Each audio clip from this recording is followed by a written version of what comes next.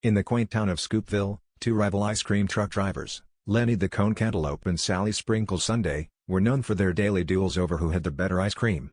One summer afternoon, after an intense showdown that ended in a tie with melted mint chip and raspberry ripple puddles, they decided to join forces to create the ultimate flavor.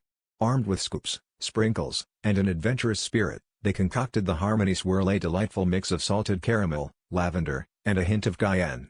As they rolled out their trucks side by side, the townsfolk lined up, curious about this unexpected alliance. To everyone's surprise, the Harmony Swirl not only tickled taste buds but also sparked laughter and camaraderie among the townspeople.